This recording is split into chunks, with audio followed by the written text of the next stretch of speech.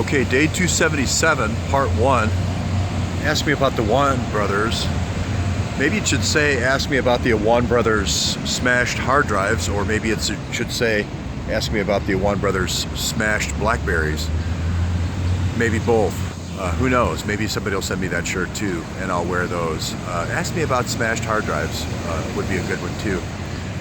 So let me explain. This is going to be a little bit of a summary about the Clinton Foundation and KKNR and pay to play. And there's really the key guy in all this is a guy named Eric Braverman. And Braverman is a guy who lives right down this street, 23rd Street. And of course, Chelsea Clinton lives just at the other side of this clock. And Chelsea gets him to come to the Clinton Foundation to clean up the Clinton Foundation because there's been so much pay to play in the past in the Clinton Foundation. And she tells him about 3 different parts of the Clinton Foundation. The first part is the energy part, the climate part, and the Clinton Climate Initiative. So that Braverman's used to dealing with the World Bank, used to dealing with poor countries, underdeveloped countries. He says, I'm an expert in that. I can get loans through the IMF and the World Bank for developing countries. No problem. Clinton Climate Initiative, no problem. Well, there's this other group called Frank Justra Enterprise Partners, and they're all these mining guys, but trust me, they're actually just doing good works. They're mining guys over in their other day job, but then they come over to Clinton Foundation, give us all this money. We can't ask where it's from, but that's where it is. And then finally, there's this Clinton Health Initiative run by a guy named Ira Magaziner. It's called CHAI for Chai, like tea, which is a Clinton Health and AIDS Initiative. And that is mainly to get low-cost drugs to poor countries like Africa, Haiti, other places. And then finally, the one that they tell him the least about is the Clinton Global Initiative, which is really more the arms and the arms deals that the Clinton Foundation does.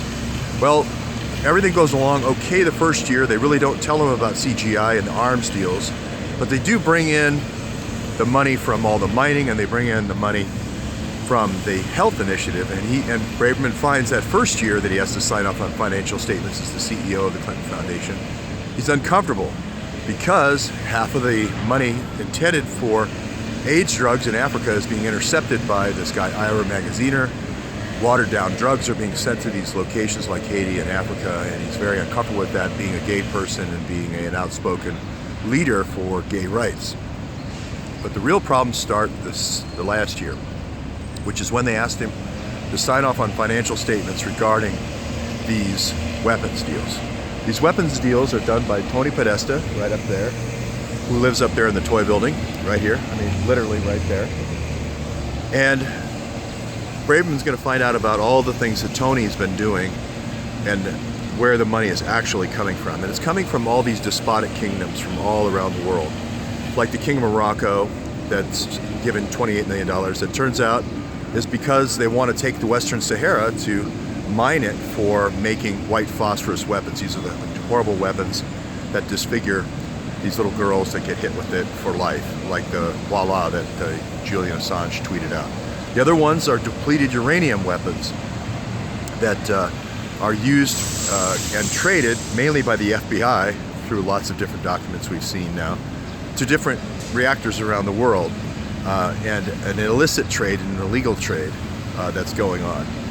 But it's really those two which leave battlefield radioactive and also leave people permanently disfigured with the white phosphorus that cause Braverman to leave the Clinton Foundation. And that sets off a huge investigation here in New York with the New York Police Department and their intelligence division, as well as the field FBI. And we're still kind of playing that battle out. Now, in order to the Clinton strategy for all 3 of those different foundations is to insert themselves into deals other people are doing, mess up the other guy's deal, and then take the deal for yourself. It's just good old-fashioned, running somebody off the road. And in order to do that, they need a spy network. And that's where the Awan brothers come in. They're on Capitol Hill, and they've been trained in spy tools. They've been given spy tools, the Vault 7 spy tools that you might have seen. And they're always listening to Congress and the emails of different people on key committees in Congress, as well as senators, as well as key people in the State Department and DOD, as well as people overseas. Now there's another team for the overseas folks that I'll get into later with CrowdStrike. And these are people that are basically the Clintons have cultivated over a period of years from people coming out of the old Soviet Union. But for the most part, the key group right now in the news is the Awan brothers. And the Awan brothers leave the United States early this year because of their father basically being found out and then having to leave the country because he was doing an illegal deal stealing land in Pakistan. And they threatened their stepmother to be quiet. They threatened her with kidnapping.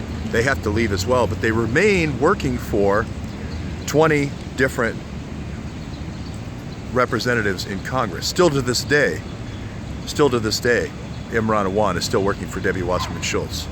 That led me as a reporter to go to all the different homes that the Awans owned in the Virginia area, knocking on all the doors and going to the 22 different businesses they own. They owned a lot of different businesses like car dealerships. And the last home I knocked on, I met a Marine. And he said he just rented the home, and he had said that even though Imran Awan, the leader of the group, had lied to him about the name, he didn't think too much of that until he found in his garage all these hard drives and Blackberries that were somehow secreted away in the garage, which he thought was very odd. He called the FBI. The FBI came and got them. The FBI later called the Naval Intelligence because his wife was in the Navy, active Navy. He's an ex-Marine.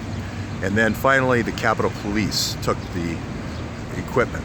Well, yesterday the stories that broke were that the FBI True Pundit reported that got the hard drives in perfect working order and then later smashed them because this would have the record of all the types of intercepts and people that they listened in on and spied on with those hard drives. The other thing that did not come out yet, but I reported on 75 days ago, was that there was many Blackberries as well. There was up to 20 Blackberries that were given over to the FBI that the FBI took. And now the world is looking to Andre Taggart to come forward and say exactly what he turned over to the FBI and what condition it was in.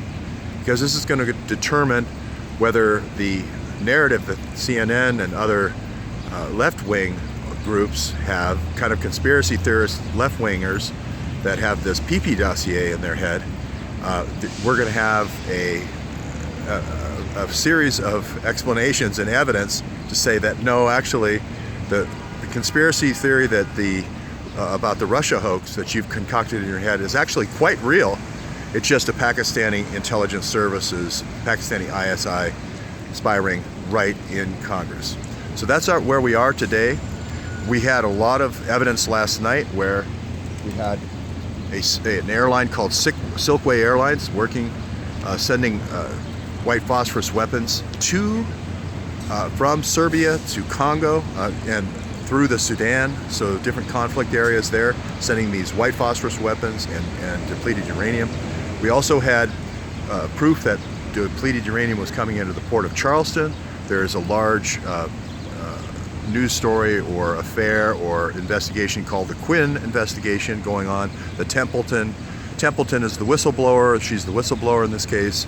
Quinn is the person making all this money doing these deals with the Port Authority in Charleston. So we broke all those stories last night, and now of course we broke the hard drive story 75 days ago, which was confirmed in mainstream news, and now we're waiting for those Blackberries. So I hope that catches you up. I hope that says where we are today, and we'll continue to report on this story, KKNR, and the different things that KKNR is doing. KKNR just recently did a shuffle to their management about 2 weeks ago, dividing up their U.S. and international operations. We also identified a wealth management fund working on behalf of KKNR that is working on the behalf of generals, NATO generals in Europe to have tax-free earnings from different investments and startups in defense industries here in the United States. So we'll keep working all those and hope you follow along as well.